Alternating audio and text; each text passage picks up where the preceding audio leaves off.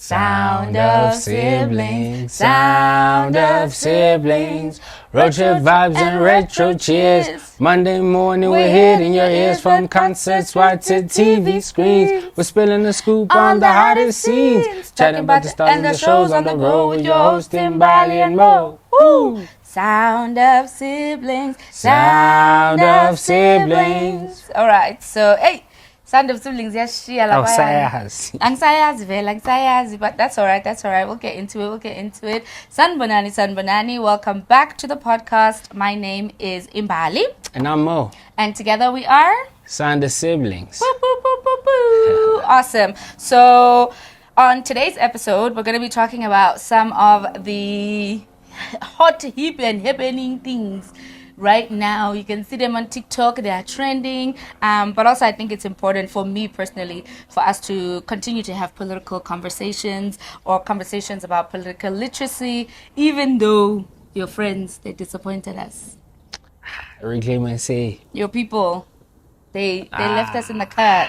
As soon as I saw the demographics of that whole organization, we should have known way earlier, but it's not gonna happen. No, because you were saying Guti, what is they're made up of white people, Asian people, and like one or two black people that I've seen myself. Yeah, maybe one or two, and then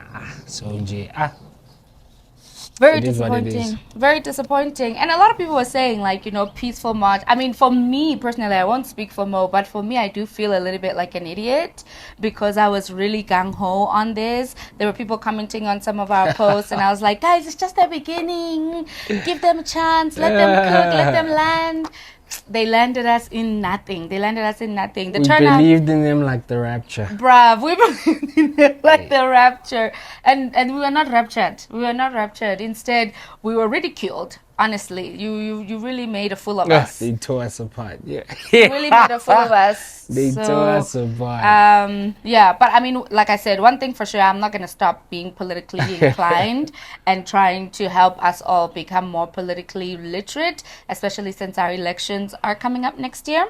So, this is not going to be that much of a political episode, this one, but maybe the next coming episodes will start to do a little bit more political literacy, teaching people about how to be into politics in South Africa more than into other things or whatever the case is. Anyway, I have a game for you. Or for us, I have a game for you. Okay. So this is the part of the pod where we play games called Game Time. Awesome. So I've taken some of these questions from Uslu Papo. I don't know if you've seen him on... Do you know him? If you've seen him on TikTok, he does something he calls South Africa's most irritating quiz. Okay. And it's very irritating, not because of what he asked, but because you should know these answers, but you don't know these answers, and it always sucks. There is the last questions. I have 5 questions for Mo. Mo has only one guess for each question, because the first 4, I'd say like 3 out of the 5 are easy, should be easy. And then the last one is like level difficult because I don't even think I was around when this thing was happening. So Let's see how well Mo knows his South African knowledge. Okay? Are you ready? Cool. Awesome. So first question, very, very easy. Name any South African movie. Tsotsi. Awesome. I thought you would name Tsotsi when I was writing this. I was like, obviously, in his answer, Uslu, he gave District 9, for example. That's also another South African movie. Question number 2. In 2024, so late last year, hundreds of zamazamas or illegal miners got trapped in a mine in the northwest, with 78 people unfortunately passing and the rest being rescued in January of this year. Which mine were they stuck in? Oh, no, I wouldn't know the mine, would I? Yo. Is it a common name? Is it like someone's name? No. But if you know about the mines, you'll know the name of this mine. Also, if you follow Popis Bia, Popis Bia went to this mine actually when in this season. Know who Popis Bia is. Yeah. That should be the question. Who's Popis Bia? Mine. Sibanye mine. Is that your final answer? Sibanye, bro. I don't know. Okay, that's totally wrong. Bob. The answer is Buffelsfontein, Would I never know that? but we'll also take Stilfontein. Awesome. If you guys got it in the Sibanye comments, you're right. Congratulations. Okay, question number 3. So you only have one right so far. Question number 3. Who founded the Black Consciousness Movement in South? He's also an author. Did he die? He was get shot? assassinated. Cool, it's that dude. Basho. It's not Mandela. It's not one of those ones. It's the one. Did he get shot? Where did he get shot? I'm not too sure where he got shot. Kana, what's his name? But he was one would call him a freedom fighter. It's But not yeah. Joe Slovo, man. No, he founded the Black Consciousness Movement. I know who it is. I think we even have his book in the house. Yeah. You sure? Give me like the letter. No. The Black Consciousness Movement. Come on, what? No, I know who it is. Just give me a letter. No. I'm not. What does it rhyme with? No. Mo, you should know this. No, it does rhyme with that. No, but the first letter of that name is the right letter. Okay,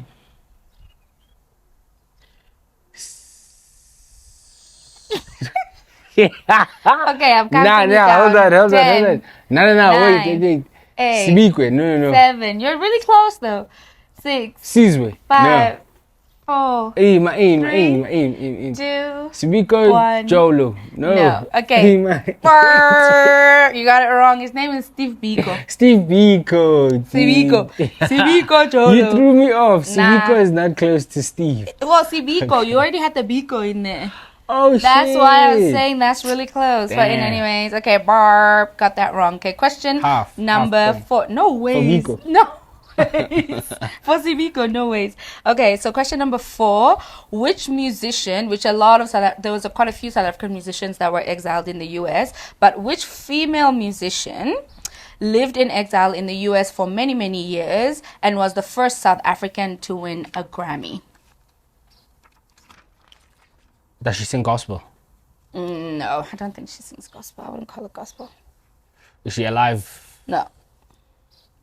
When did she die? No, I need to know when she died. Those are not the clues here. Uslu doesn't do that. There's no room to ask him for clues. She lived in exile. Yeah. In America. Yeah. Doesn't sound like exile, but she lived in luxury in America. Wow, cool. Not necessarily. Come on, Mo, you know this person. Does she have a child? I'm not Does she have children? I'm not gonna answer. No, does she have children? I'm not gonna answer that. Is it Doja Cat's mom? I'm not giving you clues. Who's Doja Cat's mom? I don't know. I think Doja Cat has a famous dad. I don't know if she has a famous mom. Do you think I know her? Yes. Do I know her music? Yes. Oh, with the baby on her back. It's gone too late. My figure. No, I'm tripping. Who's this thing? Is it that one with the baby on her Too back? late for mine. No, not that one. Oh, damn. I think that's Brenda Fassie. Yeah, that's Brenda Fassie. No, not Brenda Fassie. Brenda Fassie didn't live in exile. Remember, exile was a lot for people who were politically inclined, people who were, had a very big influence on social movements and rebellion as well. She didn't make it to my Spotify rap. Okay, are you not answering then? You don't have an answer? Okay, the answer is Miriam Makeba. Nah. You know Miriam Makeba? I know of her. Umkomboti. Not a drinker like that. Okay. I work hard every day. Okay. So the last question. Wow, maybe some of these were harder for you than I anticipated. The last question. Exile 1990 something. Duh. With Mo. Okay. Who's a male musician that was also in exile for many, many years? Is it not the trumpeter? Exactly. I want. No, but that's separate because. But what's his name? Because I play instruments, buddy. That's different. Anyway, last question. In 1996, now this is a hard one. In 1996, SABC was launched, replacing a network that combined TV2, TV3, and TV4, as well as TSS, which was sports. What was that network called? KTV. No. KTV is under ABC, but okay. You have one more guess. I'll give you two more guesses. Hold on. Was I around for it? Were you born in 1996 though? Yeah, you see. So what kind of question is that? But you weren't born for the exile thing either. Yeah, but that's much closer. 66. Steve Biko founded the Black Consciousness Movement. You said 1996. Mate. You're watching anything. It was just a remote. I don't know. I also don't know answers to that question, unfortunately. Nah, Slew, I don't know what you're doing here. Nah, I don't know, but I'll go with, is it a name that's known or spoken about lately? If you're in the network TV spaces, then yes. They speak about it in the present tense or past tense? Obviously in the past tense, because it was replaced by SABC. What do you mean? I shouldn't have to put everything under the cover now. Dude, I don't know. Okay. So the answer is Contemporary Community Values. Wow. Also known as CCV. So give it up for Mo. Got one. That's 3 out of 5? No, you got 1 out of 5. Congratulations for trying. But I think, Slew, if you don't mind, I might just adapt your quizzes for the pod, because I think it's really, really important to figure out how well we know our South Africa. And evidently, not that well. Not much, man. Not that well. Okay. Boom. This is the part of the podcast where we move on to the segment called Let's Have a Dialogue, where someone brings a discussion in or a few discussions in for the week, just to wrap everything up and have a discussion on what has transpired this week. Yeah. So, do you have a discussion point you want to bring? Because I have a discussion point that I want to bring. No, you can go first. Because I'm gonna leave this one for Pelepel. Cool. Okay. Awesome. So the discussion that I've brought to the table, like I said, we're going to do a little bit of politics, but not a lot of politics, is did you see the Helen Zille and ANELE'S interview on the 22nd of September on 94.7? It was pretty much unbearable to watch the whole thing, but I did. Okay. Why was it unbearable? Because it didn't seem productive. It was just two people most of the time disagreeing, shouting at each other, being snarky, condescending. Yeah. What do you think could have been better? What kind of conversations would you have rather had? Because I have my own thoughts about not only Helen Zille, but just that interview in general. Anele Mtoto is the wrong person. Why? For me to have Helen Zille's an old person. I usually just don't listen to old people like that, especially old racist white people. Fair. So, yeah. Fair. Yeah. Well, I think that, yes, it was definitely what came off as a very unproductive conversation. But I think the person that made it an unproductive conversation is Helen Zille.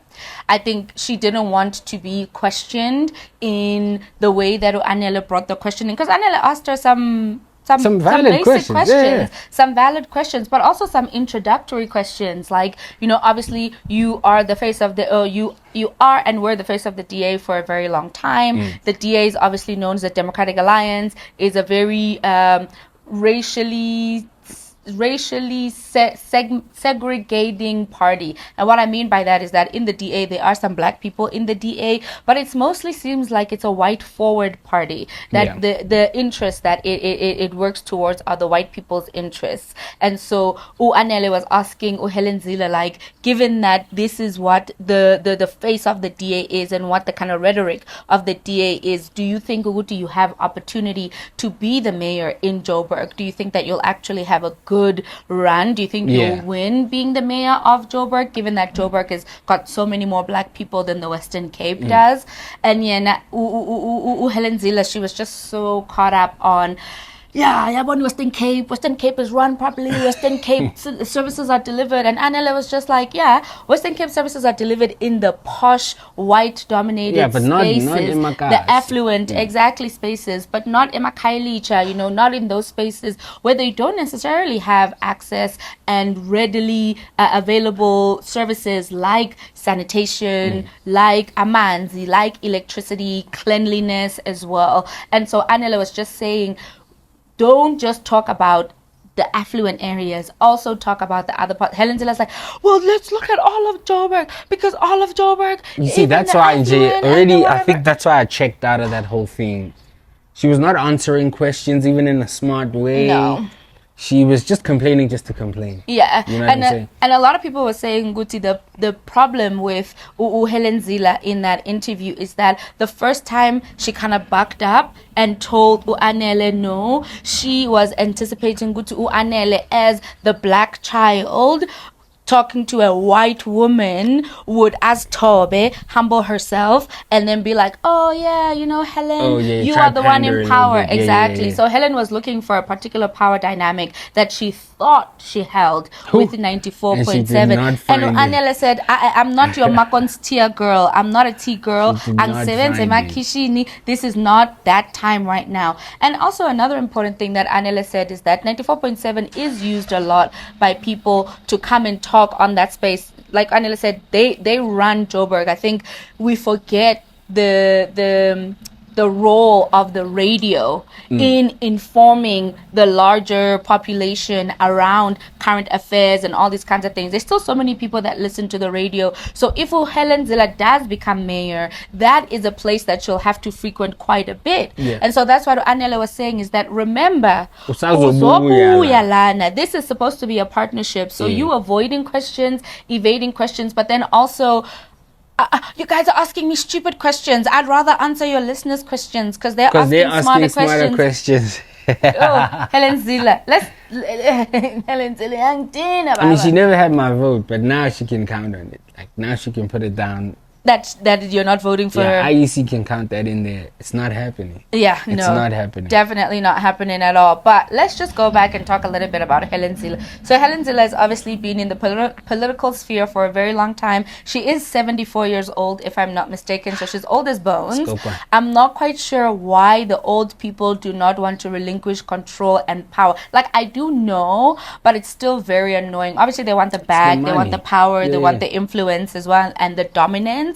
But because you know, so there's no retirement age in politics. Like, politics, you work till you drop. There should be a retirement age. Wow, I don't think we even have the same views these people have.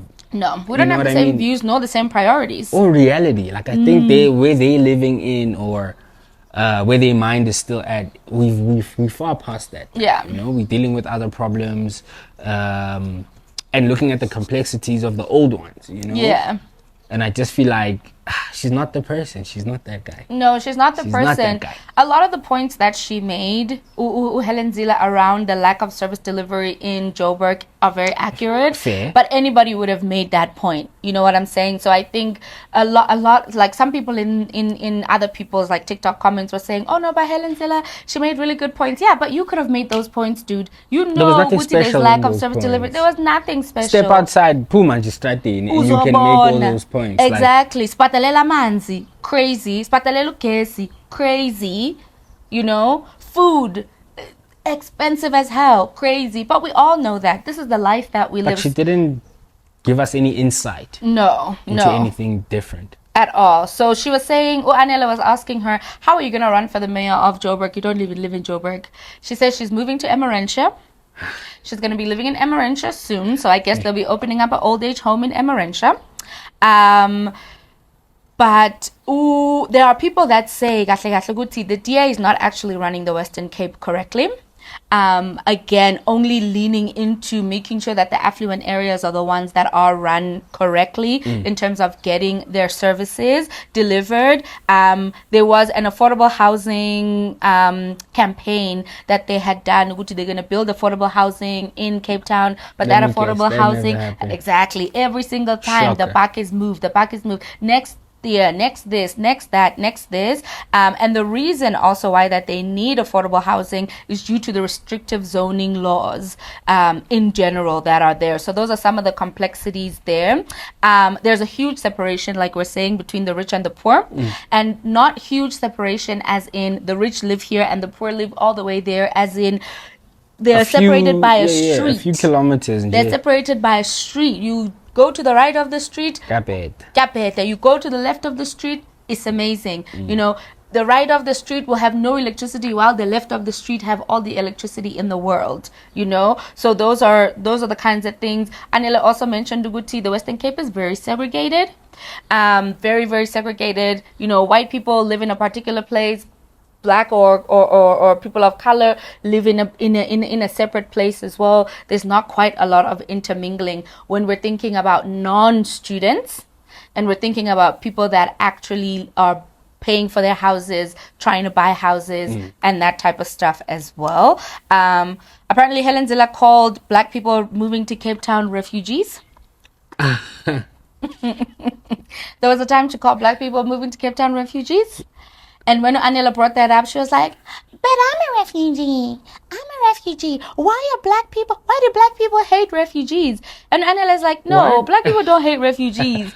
It's the way that you said, and you were only talking about black people when they were going to Cape Town as refugees. But there's hordes of different types of people going to Cape Town. Born and raised in Joburg, moved to Cape Town. So why did she not call herself a refugee? Oh, she's a Joburger. Why did she not call herself a refugee also in that same vein? So there was obviously a lot of things that she was talking about. Some of the points as well, which will come in the episode where we do a little bit more political literacy. She was the co-host Ega Anele, I forget what his name was asking Helen Zille who's actually responsible for what. You know, what is the municipality responsible for? So that's the local government. What's the provincial government responsible for? And what's the national government responsible for? Because, you know, as they were saying in that interview, when people complain about le robot le aisebenzi, Who should they actually be contacting? who should they be contacting? Because when they contact the local municipality, like, this one belongs to government, this one belongs to provincial, this one belongs to national. And Helen Zille was like, tell me that you know the basics. Tell me that you know the basics. That's not even the point that he was making. But anyway, she was saying, Uguti, the city or the municipality should provide clinics, water, electricity, roads, and then refuse removal, but that the provincial government provides build schools, major clinics, and hospitals as well. So there is that separation. I need to find out a little bit more about who is responsible, but also how we can hold these people responsible in these regards as well. One thing that I hated the most about Helen Zille and how she showed up in that interview is, first, she showed up late, and then she cried about being cut off because she wanted to answer more questions. Oh, what, they cut off her time? Yeah. Or her time was done because they were even late for the next segment, you know.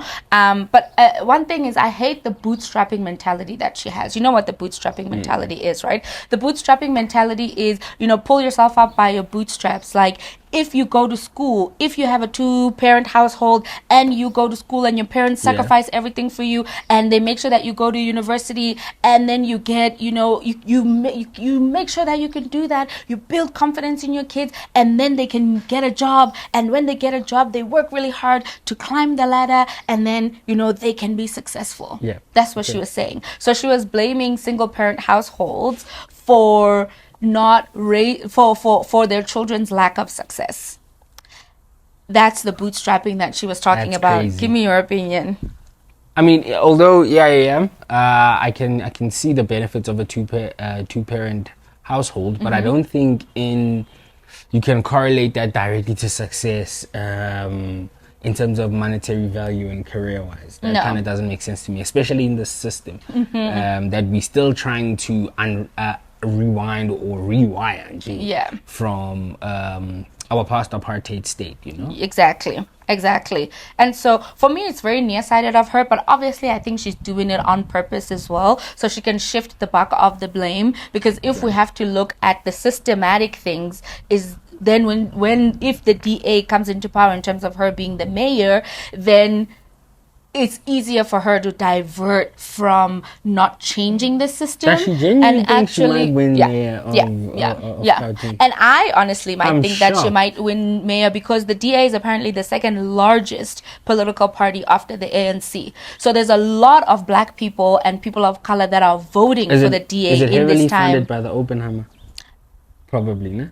But so isn't the ANC as well? So we'll get into that in a second. But for me, it's irresponsible to blame a single parent household, because it's not just about having it. There's 2-parent households where the kids are not doing well. There's white kids that are not doing well, that grow up in luxury, with all of this money and whatever. So then what are you saying about them? The lack of jobs is not that my parent didn't sacrifice everything that they could for me, so that's why I have a lack of jobs. No, the lack of jobs and opportunity is that the government is not putting in place institutions and opportunities for us to have jobs. 100%. Even if it comes to job creation, we must also think about the capital that is necessary for job creation. Even if uhamba uyothengisa amaskopasi ekhoneni, kwamele uhamba uyothenga amaskopasi, uthenge amaplastic amaskopasi. So you also still need an injection of that capital, even if that capital is a small amount of capital. There's so much oversight in what she said, but again, I'm saying that it is on purpose.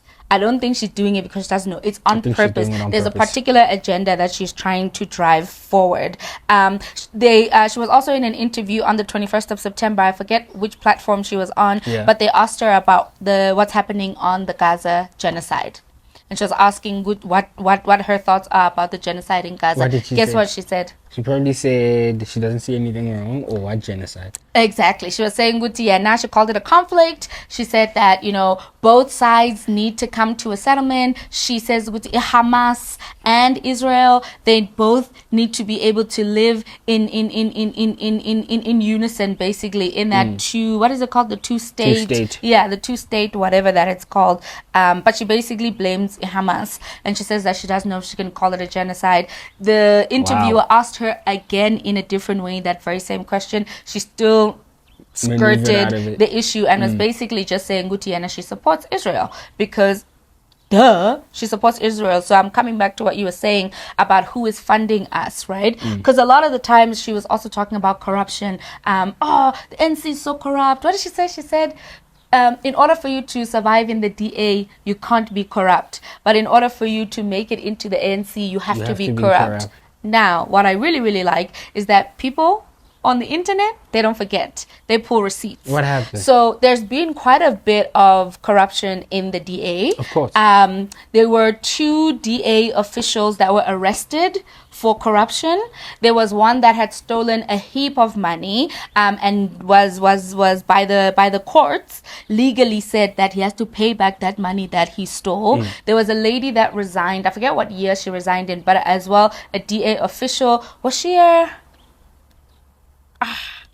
I forget what her role was, but she also resigned. She said that she resigned because of the extent amount of corruption and fraud that was happening within the DA. So these are people within the DA that are already telling us exactly. There's also something called the Zille spook files or something like that. I think it's this one guy. I heard Anele try to ask her about that. Exactly, and then she was like, "How dare you insult me and you say that the DA is corrupt?" Anele said, "I'm not saying the DA is corrupt. I'm talking about the Helen Zille spook files, which is what that they have been called." But already she was just ready to be defensive. Yeah, she came in defensive. I think she came in irritated on a high horse, and she should have just said she didn't want to do that whole. Literally, she should have just not even come. Hey. She should have just not even come. She should have had them print out a statement. They read the statement on the radio, and that be that. And that be that. So, but for me, Anele, I'm just happy that she didn't back down. You held your own, Nana. You held your own. A lot of people are saying, Guti, Anele became so emotional. It was very unprofessional. But no. Nina nijayele abantu abamnyama bavale umlomo. You want black women in particular to hold themselves, to be muted. You want the highest sophistication, the highest professionalism from them, no matter what is railroading them. Nianya, Nina, Nianya. We won't be silent for you. Anele, you did a good job, my babes. Keep on going. Do it again and again and again and again. But anywai, folks, please. There's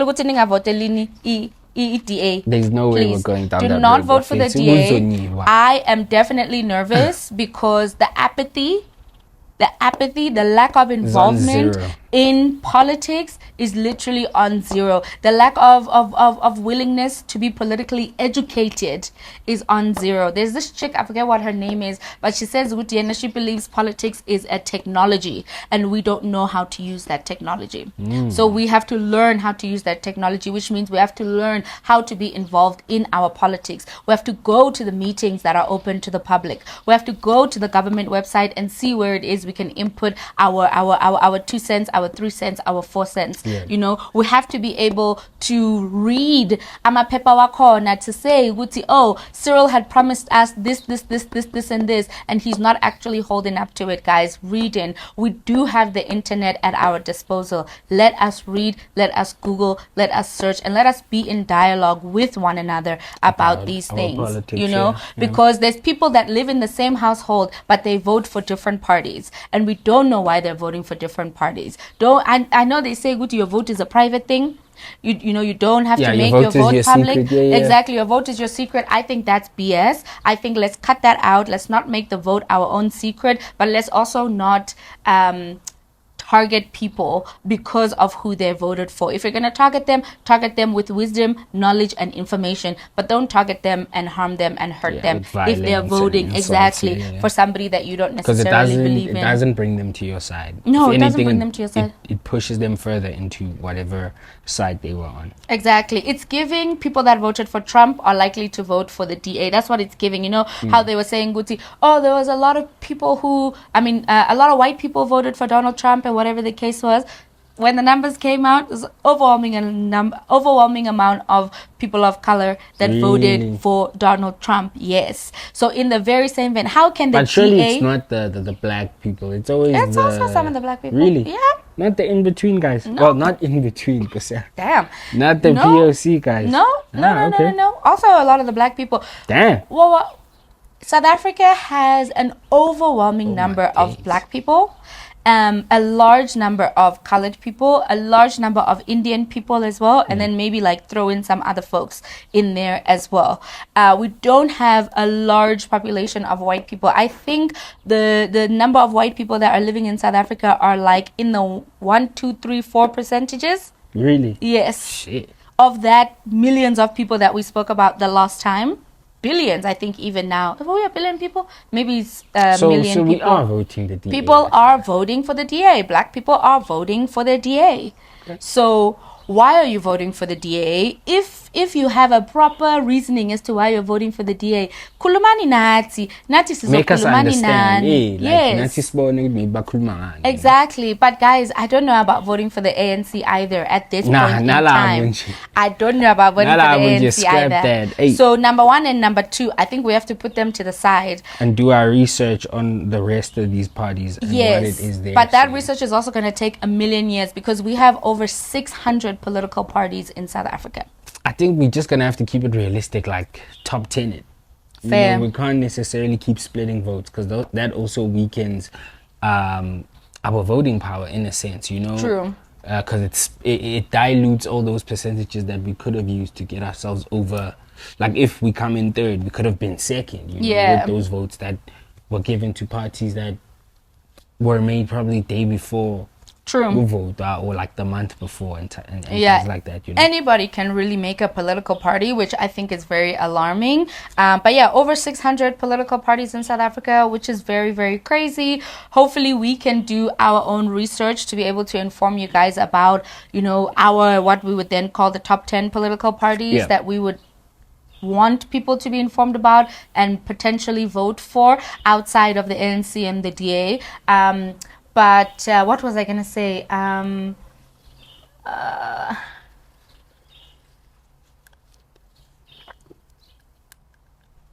I forgot what I was going to say. But one more thing that I do want to say, and I'm going to reiterate this in every podcast from here until election day, folks, the IEC works based on volunteers. You need to show up for your community in order for people to also vote. Those people that are looking out for the ballots, they're volunteers. The people that are making sure that there are polling stations are volunteers. We need boots on the ground, not just when we're protesting and marching, but also when it comes to the election. So I will put in the description the IEC link where they are asking for volunteers with their various different roles. You can also please go register to vote, especially Gen Z, Mo, you and your cronies. Please, let's have all of you registering to vote. We'll be out there all you have to do is put in your ID number. Yeah, all you have to do is put in your ID number and figure out if you are already registered. You can also figure out all the information within your district. So, party of your district right now, you know, what are the mandate that they are under and what are your expectations for them as well. Okay? Yeah. Thank you very much, everybody. Please, let's vote, and make a better South Africa. Cool? Okay. We're counting on you. We're counting on you. What is it? 21 million youths. We're counting on all of us to show up, yeah, folks. That's right. Almost like 33%. It is, yeah, 33%. It's 33.3%. It's our passing grade, unfortunately. But yeah. That's crazy. For real. Yeah, that's the passing grade in South Africa. It's 33%, if I'm not mistaken. Okay, cool. So, yeah. So we're going to move to the last segment of the podcast here. This is where Mo and I, either we both bring a hot take to the table to chat about it, or there's only one hot take that we're going to be talking about. In this episode, we're going to have two hot takes, but Mo is going to go first with this hot take. Folks, if you are caught in Mo's hot take, please drink some water because it's about to get hot for you. Repent for real. It's about to get hot for you. Mo, take it away. Nah, genuinely, I feel like...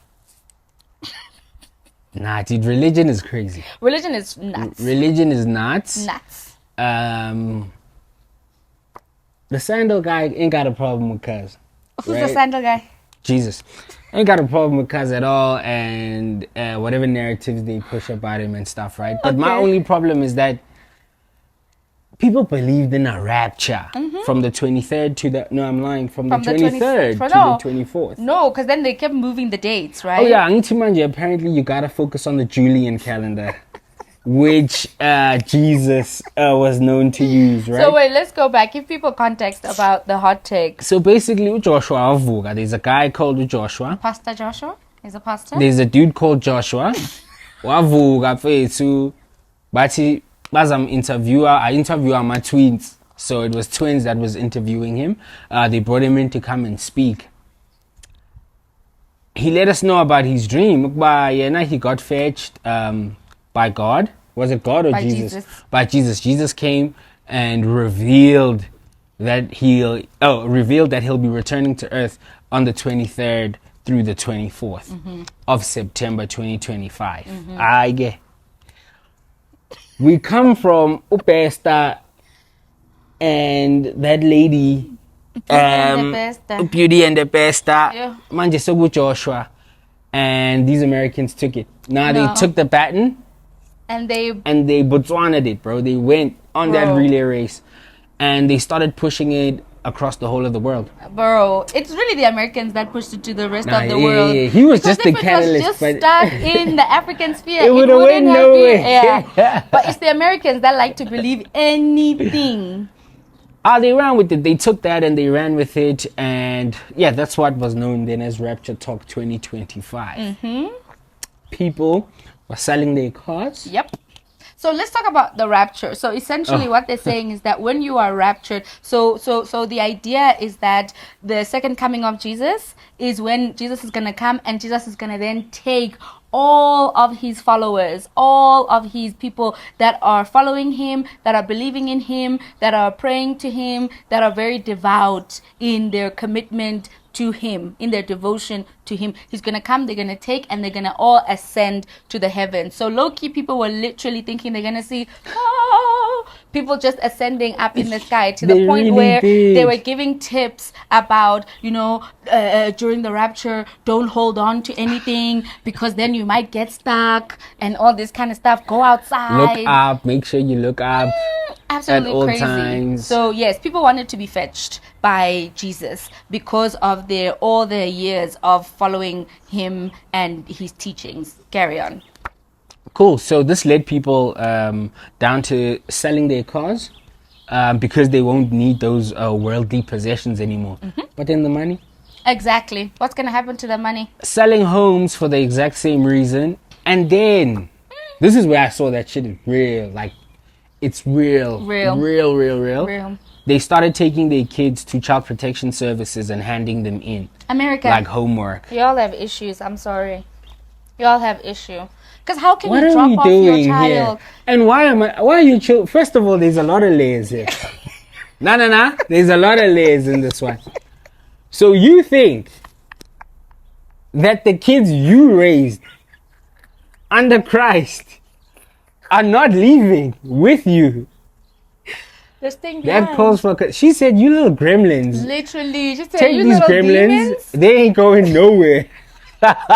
These little demons ain't going nowhere. She said, I know these motherfuckers ain't going nowhere. They cause me stress on a Said, daily. keep them. Here's their little bags. Here's the address for the rest of their stuff. Keep these folks. And their dogs. They love their dogs so much. But they were But they like... still gave their dogs away, yep. And not them all asking like the LGBTQ community if they can watch for their dogs and stuff like that. Like Christians revealed a lot about themselves this time around. Christians. But yeah, it was absolutely crazy. There was people, like I was telling you yesterday, there was a lady who, and I think there was quite a lot more people who were readying their homes as like the beacon zone for the lost souls. So for the people that are left over. And she had bought like a huge amount of Bibles. She had written like notes on them and stuff like that for people to come and find them. To say that it's not the aliens. It's not the aliens. The government is going to tell us that it's the aliens, but no. We weren't taken by the aliens. It was Christ, you know. But they were leaving like in style of luxury. Like they had packed their pantries full of food for us because they think we can't grow food without them. Yeah. Like they were ready. They were out of here. And a part of me is like, I get it. Okay. You know, things are dire in the world. Things are dire. Things are really dire. Yeah.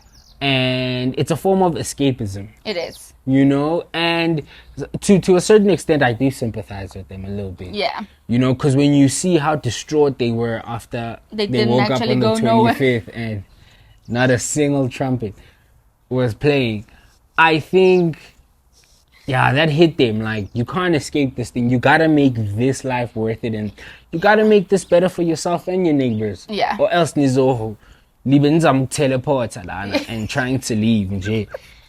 So no, it's definitely dire situations. People are desperate for some kind of reprieve, some 100%. Kind of release, you know. People, they do want that hope. But I think also people want to be chosen. There is something in here, a rhetoric of being chosen. Are you calling Christians a rhetoric pick-me's? of, they're 100% pick-me's. They are pick-me's.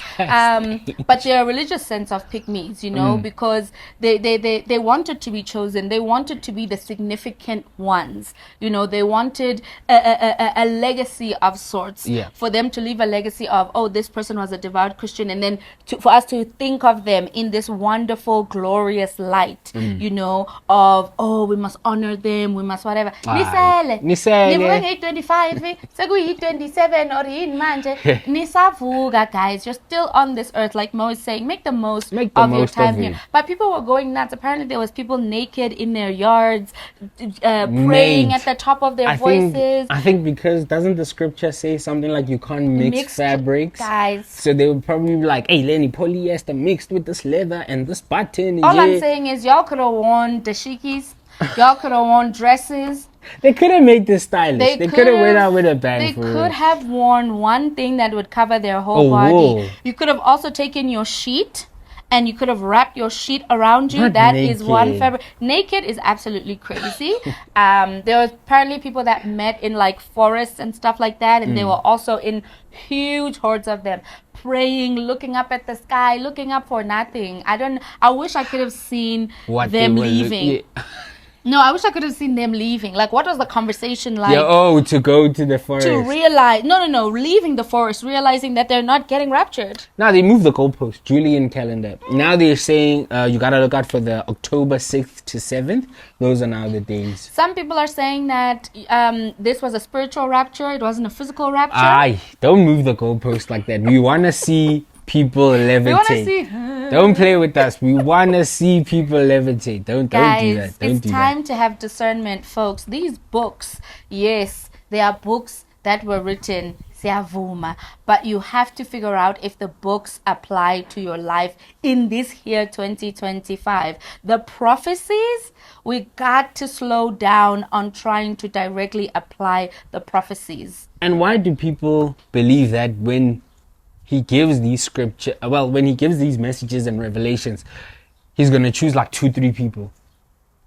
Like, he'll let y'all know. You guys are part of his divine group. He'll surely let y'all know. Y'all be synchronized. And you'll understand, wow, he's coming. Mm-hmm. He's coming. Let's spread the word and try to get as many people to go with us. And if I'm also not mistaken, one guy, are we all not made in the image of him? No, so they don't see it like that. Are we all not made in the image? Nah. So we should all be going, or is he going to be a reckless father and just pick and choose the few children that he likes? And then the other children 100%. That he supposedly made, even though he cannot birth anyone. Might even think he's black. But yeah, he's exactly going to do that. Absolutely mental, guys. Discernment, critical thinking. Religion, for me, I see religion as a form of indoctrination and a form of mind control. 1000%. You can come and fight me in the comments. I don't mind. You can DM me. I don't care. We can have a dialogue. But for me, religion, in the way that it's enforced, especially continuously in these days and ages, it is a form of mind control, because they want you to mindlessly follow the doctrine. They want you to mindlessly follow whoever it is that you are following. They don't want you to be able to think critically and also have the book and use those two things together at the same time. That is a big no. Some might even say that some religions are giving cult, but we'll end it there. Have you heard anything on the lady who emailed the whole of KPMG? Please tell the people that memoir. So there's this X Generations actor. I don't know if she was an actor or an extra. Like, I don't know if she was not you pulling a makota. Kulego, we still have questions. Were you a main in Kulego? Were you a main in Kulego? But yes. So she, at her work, she basically emailed everyone. She emailed the whole of KPMG international 176-page memoir on the rapture. And how once everyone has gone, we should know that they were taken by Jesus Christ and not aliens, and so forth and so forth. Mm-hmm. It's the psychosis. She's deep. They're deep in this psychosis. That's what I'm saying. It's mind control. Because they can't question. Because they're not allowed to question anything. No, it's the psychosis. Like, it literally, people are having a psychotic break, I would call it. It's definitely a psychotic break caused by this depravity, this desperation for some kind of reprieve and release. But not only did she send it, because I think it's a South African woman. Yeah, it's a South African woman. So not only did she send it to the South African KPMG branch, let's not play small. She sent it to all of KPMG. As a whole. Everybody. If you're in Canada, if you work for KPMG in Canada, you probably got her email as well. Absolutely nuts. I wonder what happened to her. I wonder if she loses her job.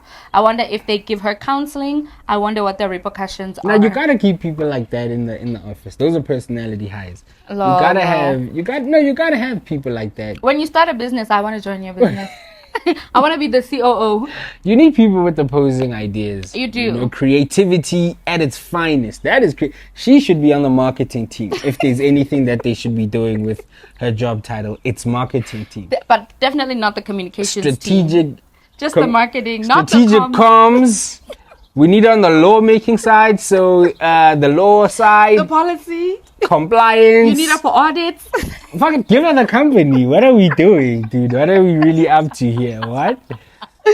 Absolutely mental. But she put that PDF together, and I'll give her that. She put that together. Yeah. Maybe she even got it from someone else. Let's not give her too much on that. Because the whole manifesto, let's not give her too much on that. Shout out to her. But yeah. Okay, so that was the first hot take. Generations alumni. Folks, please. Folks, please practice discernment. I have another hot take, and my hot take, or my upele, the spicy thing, it's about Uchi Mashego, guys.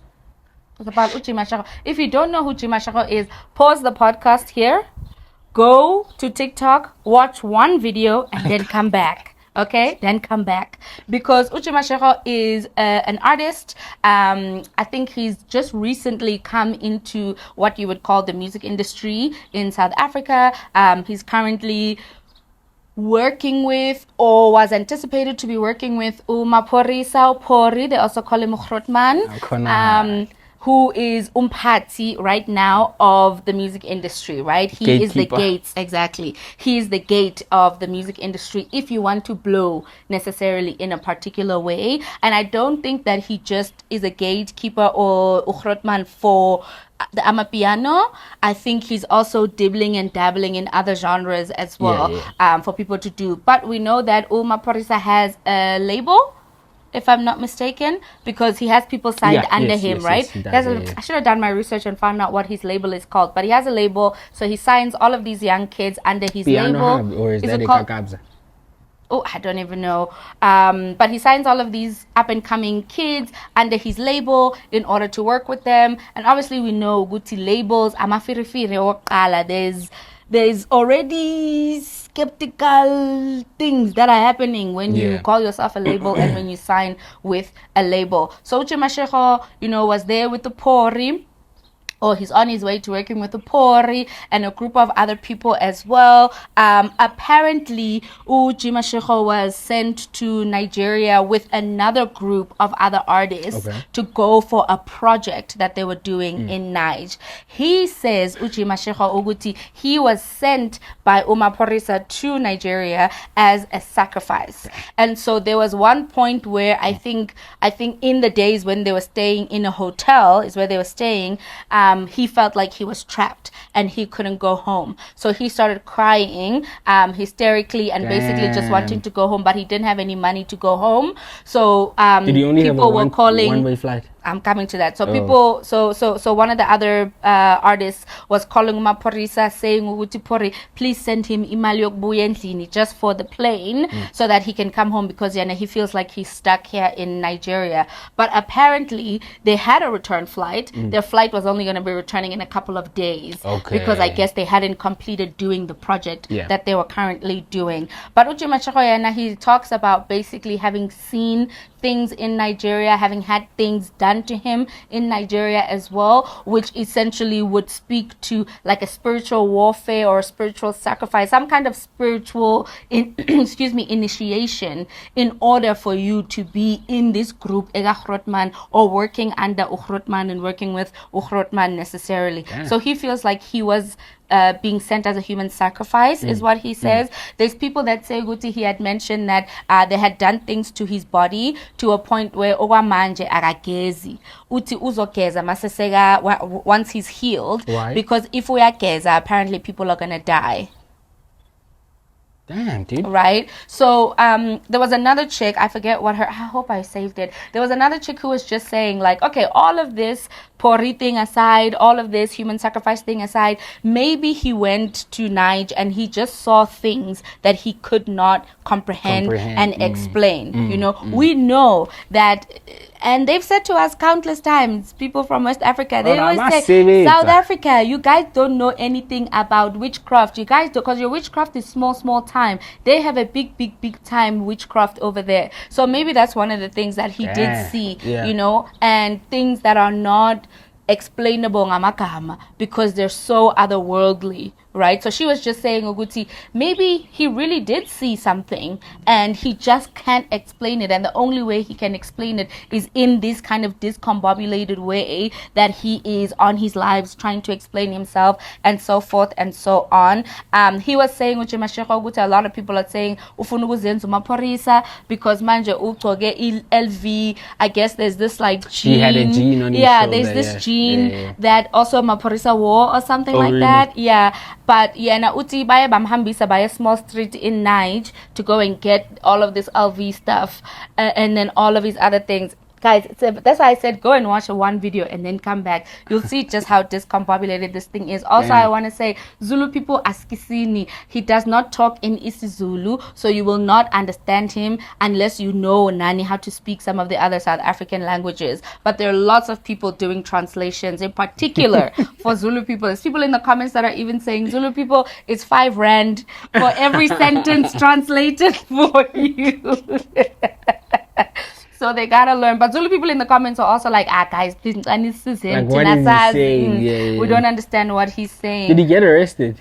So what happened is that he was saying for himself, he said he did not feel safe. He feels like something was going to happen to him. So he was asking Gutivele amachata aze azomtata bam bam for a little while because he's not quite sure what's going to happen. Oh, no. So then it seems like in where asala khona, maybe we go mama or something in that neighborhood, he kind of started to have this psychosis again of sorts, or some kind of a mental break.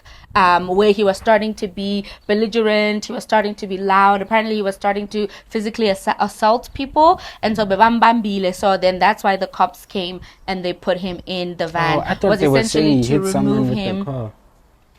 You see, now there's lots of different stories that are coming out. Yeah. So everything you must take with a huge, not even a pinch of salt, a huge when you listen to this story, for example. So for me, I don't want to just focus on Juma Shako, but I want to focus on Maphorisa in particular, because as a gatekeeper, there's a lot of people that are saying good to South Africa has its own P Diddy. And if you know what the Diddy cases are, then you know what they are implying, right? Allegedly, everything is alleged here. Maphorisa, please don't come first. Johnson's bio oil is up. The stocks are doing numbers. Mo Mara, how can you say that, Mo? But that's what I'm hearing. Wow, another P Diddy. Those stocks are up. So yeah, so apparently it's giving P Diddy, it's giving control, it's giving manipulation, it's giving surveillance as well. Some people are saying that if Pori gives you a car or you drive one of his cars, he has recordings in that car as well about where he can listen to what people are saying in his car. He says that if the guys want to get girls over or whatever, they have to Uber the girls or Bolt the girls there. They can't go with his car. Even when they want to go see girls or their girlfriends or whatever, they can't use his cars. They have to Bolt themselves or Uber themselves there. So the cars are strictly just for use by the artists, and also I guess with like some very stringent parameters as well. So my thing is, okay, let's put the Diddy thing aside, the alleged Diddy behavior aside, right? And let's just talk about Maphorisa being such a gatekeeper to the point where not one, not two, not multiple, maybe not even just 4, but there's a lot of artists that have worked with Upori and have been swindled out of their money because Upori does not do split sheets. That have not gotten their money, that have also been complaining about just the type of person that he is, especially if you are working with him and he is quote unquote taking you under his wing, right? So they say Uguti is no bueno. We all know Shebashit also came out not so long ago and was saying things about Upori. Yep. And was saying things about Upori, you know, giving all of his disgruntlement as well. He was saying Uguti nae shiga of this spiritual whatever thing, and he tried to dip, and then he got into a car accident, but he survived the car accident. Then there was a time when he was driving with his daughter and he got into a car accident and his daughter passed away. So again, like we're seeing all of these. I mean, people want to call it the Illuminati. I don't necessarily think it's Illuminati, but if we're using Illuminati as a way to talk about this dominance and control that also has to do with the spiritual initiation of sorts, then Mina, I would say that yes, that is definitely iapila like South Africa, that thing, because Abantu, they cannot have such an overwhelming amount of control and power to the point where everybody is complaining about this person. The biggest thing for me, the biggest question I have is what is going to happen to South Africa's music industry, especially for the newcomers. What I found weird, before we get there, what I found weird is how all these artists that work with Pori or under Pori, how they came out and started defending his image. It was weird. Yeah. Grown men. Yeah, but youngstana, for example. Umtala for the Yeah. money. Like what? Yeah. That was strange. I just found that very strange. It was very strange. It was very strange. I found it just very strange. So, I mean, you know, obviously there's a inner circle, a lot of other artists that do work with Pori and are still on Pori's side or saying, Guti, no, this guy, Uche Mashego, he just arrived. Uyapapa ngebe uyize wazosibuza thina about how to handle these types of situations and ngabe simtshelile, which is not necessarily denying that there is these Something unscrupulous happening. situations. He's just saying Guti, they could have given him a little bit more guidance. Marakana figa manje and manje he wants to be yapping. Anyway, I want to say, with all these allegations, what is the future for South African musicians? Can people pop off without Ukhrotman in the way that you see people popping off when they are in cahoots with Ukhrotman? Especially for those genres of amapiano and stuff. Because when I'm Thailand, actually, I saw a video nyana.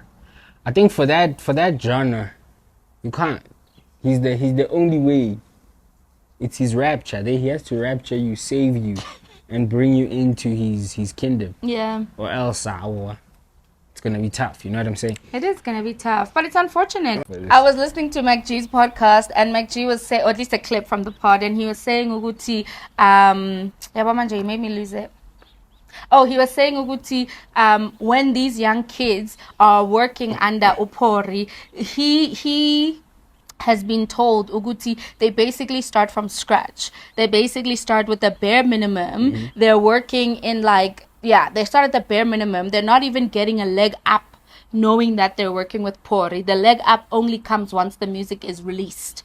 But the actual studios that they're recording in, the places where they're recording, how they're recording, all this stuff is still very keng makeshift ways. So it doesn't seem like he's rapturing them into where he is, but he's like, I'll take you under, and you also has to build yourself. Like the bootstrapping method, you know. Now you have to then build yourself. I'll give you a little bit, and then now you have to build yourself. And Mac G was saying, Guti, that doesn't make sense because, for example, when he started recording the pod, he started recording on an iPad, and now he has all of these other segments, right? He has PNC, he has the Gen Z people, and so camera is a machine, I guess. But yeah, he was just saying, Guti marapega mina bantu who are under, you know, me get actual production. Exactly. They get full production because I'm at production level. So when I'm here, I'm not gonna make you go start la penzansi. I'm gonna bring you up and come here right exactly. So there's a lot of things to be said. I mean, I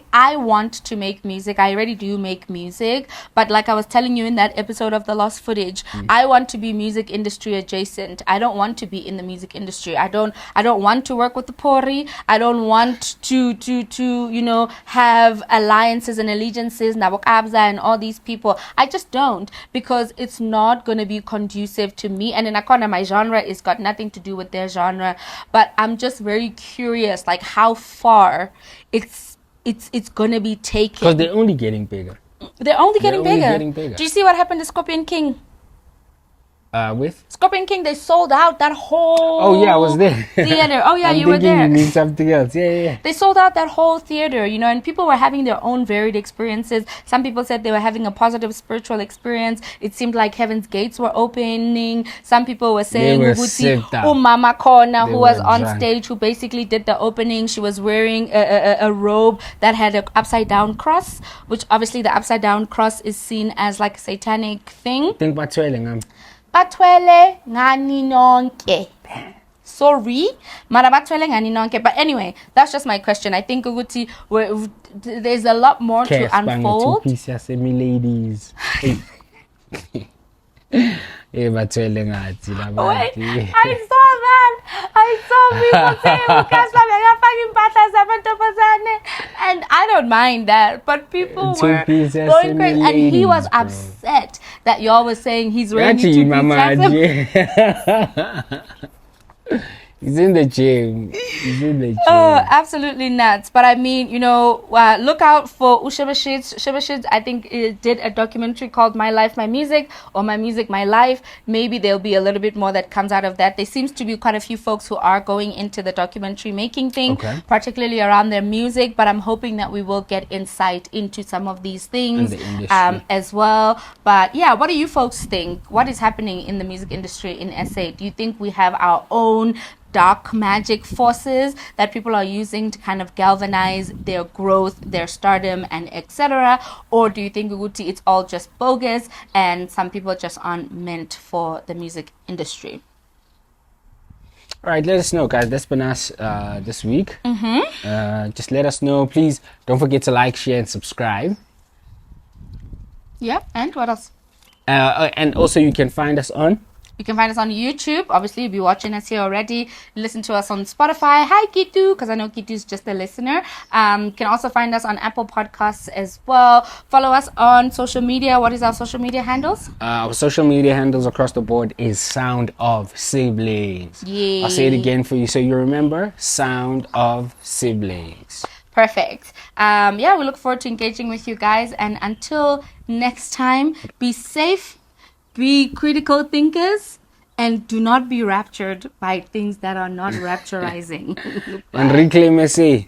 Zontot. Reclaim SA, when I find you. When I find you. When I met him president. Oh yeah, that is also something that people were saying. They were like, why do people have these titles if Why were it's they supposed titles? to be a What was going movement? on, Napaya? Were they trying to build something? I think they're trying to build something. Someone was saying, Guti, we'll see in next year's election that this will be on the ballot. Be in there. That they're trying to build a political party in particular. If they won't get absorbed by something like EFF or I mean, that's why a lot of people are saying that they were paid off to cancel or postpone. Something happened. There was an email. Yeah, there was definitely something that happened. And as you can see, a lot of people are like, yeah, all of these people that are part of Reclaim SA, Model C kids, they went to these Model C high schools, and so they're privileged kids in some regard. And a lot of people are like, do you anticipate that privileged kids will be able to do a protest? Apart from that, I also think they're more susceptible to intimidation. That's true. That's true. Because they do have a lot to lose. I mean, Madam President, Wakona, so-called Madam President, is studying law. So she could lose out on going to school or potentially if it goes sideways, I don't know what the Asian people are doing. I don't know what the white people in Reclaim SA are doing necessarily. I didn't even know that there was white people, which also brings up a suspicion to me, is that are they making that black chick, Madam President, the face of Reclaim SA so that they could galvanize the black support? Possibly. It's a bit crazy, but askisini. We will never led you astray. Hey, sorry. This is Zamanati, but it took about like positive and hopeful. Yeah, we were hoping that there was something as a kuma, but the only thing ekumile is our street cred. They will never take us serious for a beat. No, take us seriously, guys. Come on, we're owning up to our mistake. We're owning up to our error. At least we didn't push the rapture. At least we didn't push the rapture. At least we're not that bad. We're not all that bad. But yeah, thank you for sticking with us, folks, and see you next time. Bye. Zwap.